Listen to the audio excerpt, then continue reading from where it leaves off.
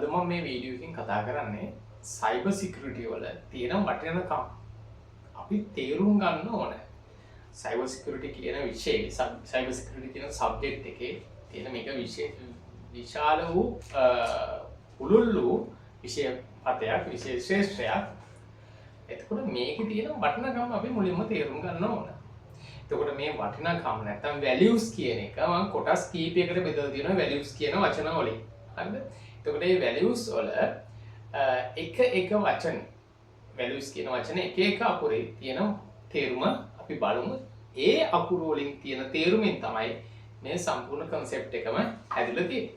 එතකොට පළවෙනි එක තමයි V කියන එක. පළවෙනි එක V.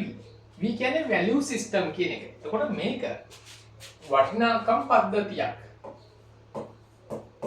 වටිනාකම් පද්ධතියක්. V අපිට කියන වටිනාකම් පද්ධතිය value system කියන්නේ. A action and importance. ඒ කියන්නේ ක්‍රියාවන්ගේ importance කියන්නේ වැදගත්කම.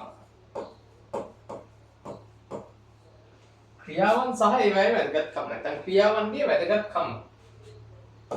living by principles. ඒ කියන්නේ මූල ධර්ම වලට අපි සරලව ගොත් ආචාර ධර්ම වලට අනුව ජීවත් වීම. නැත්නම් මූල ධර්ම වලට අනුව ජීවත් වීම. concept වලට ජීවත් වීම. මූල ධර්ම වලට අනුව ජීවත් වීම. You අකුරින් කියන්නේ understanding ethical behaviors.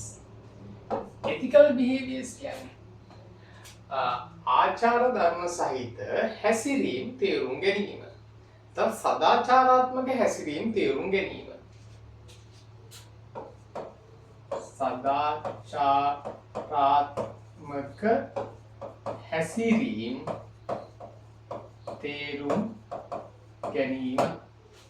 Understanding ethical behaviors. අන්තිමට examples and types. ඒ කියන්නේ මොනවද මේ වටිනාකම් වලට උදාහරණ සහ වටිනාකම් වර්ග අපි අවබෝධ කරගන්න ඕනේ.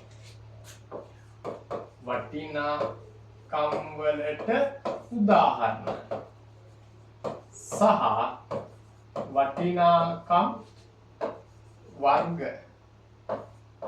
තේරුම් ගැනීම. අපව කිව්වොත් මේ values නැත්නම් cyber security වල තියෙන values ගැන සඳහන් කරොත් ඒක අපිට ප්‍රධාන කොටස් පහකට බෙදන්න පුළුවන්. පළවෙනි එක value system එකක්. මේක වටිනාකම් පද්ධතියක්. ඊළඟට තියෙනවා action and importance. ක්‍රියාවන්ගේ වැදගත්කම. ඊට පස්සේ තියෙනවා living by the principle. මූල ධර්ම වලට අනුව ජීවත් වෙන්න ඕන. ඊළඟට understanding ethical behaviors. සදාචාරාත්මක හැසිරීම් තේරුම් ගැනීම. ඊළඟට examples and types. example and types කියන්නේ වටිනාකම් වලට උදාහරණ මොනවද කියලා අපි දැනගන්න ඕන සහ ඒ වටිනාකම් වර්ග මොනවද කියලා අපි අවබෝධ කරගන්න ඕන. අපි තව කොටසකින් බලමු මොනවද මේ cyber security වල තියෙන values කියලා.